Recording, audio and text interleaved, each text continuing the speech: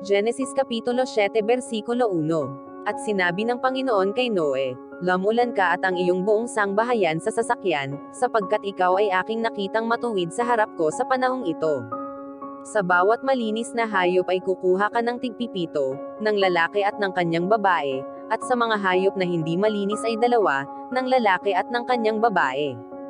Gayon din naman sa mga ibon sa himpapawid tigpipito, ng lalaki at ng babae, upang ingatang binhing buhay sa ibabaw ng buong lupa.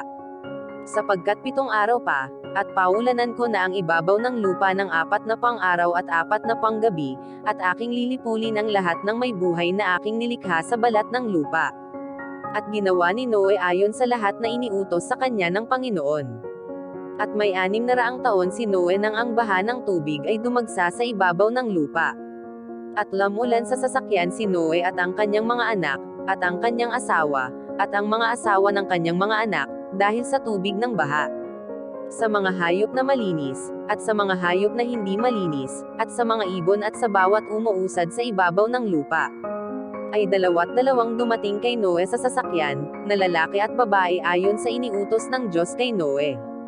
At nangyari na pagkaraan ng 7 araw, na ang tubig ng baha ay umapaw sa ibabaw ng lupa. Sa ika-600 taon ng buhay ni Noe, ng 2 buwan, sa 17 araw ng buwan, ng araw ding yaon, ay nang asira ang lahat ng bukal ng lubhang kalaliman, at ang mga durungawan ng langit ay nabuksan. At umulan sa ibabaw ng lupa ng 4 na pang-araw at 4 na panggabi. Nang araw ding yaon, ay lumulan sa sasakyan si Noe, at si Sem, at si Cham, at si Japhet, na mga anak ni Noe, at ang asawa ni Noe, at ang 3 asawa ng kanyang mga anak na kasama nila. Sila, at ang bawat hayop gubat ayon sa kani-kanilang uri, at lahat ng hayop na maamo ayon sa kani-kanilang uri, at bawat umuusad sa ibabaw ng lupa ayon sa kani-kanilang uri, at bawat ibon ayon sa kani-kanilang uri, lahat ng sari-saring ibon. At nagsidating kay Noe sa sasakyan na 2-2, ang lahat ng hayop na may hinga ng buhay. At ang mga nagsilulan, ay lumuyulang lalaki at babae, ng lahat na laman, gaya ng iniutos sa kanya ng Diyos, at kinulong siya ng Panginoon. At tumagal ang baha ng 4 na pang-araw sa ibabaw ng lupa, at lumaki ang tubig at lumutang ang sasakyan, at nataas sa ibabaw ng lupa. At dumagsa ang tubig at aking mainam sa ibabaw ng lupa, at lumutang ang sasakyan sa ibabaw ng tubig. At dumagsang lubha ang tubig sa ibabaw ng lupa, at inapawan ang lahat na mataas na bundok na nasa silong ng buong langit. 15 siko ang lalim na idinagsa ng tubig, at inapawan ang mga bundok.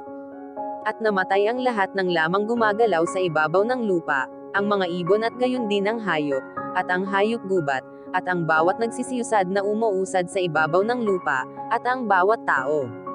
Ang bawat may hinga ng diwa ng buhay sa kanilang ilong, lahat na nasa lupang tuyo ay namatay.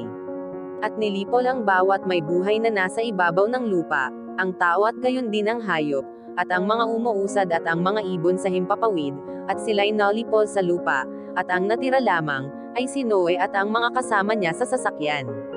At tumagal ang tubig sa ibabaw ng lupa, ng 105 pang-araw.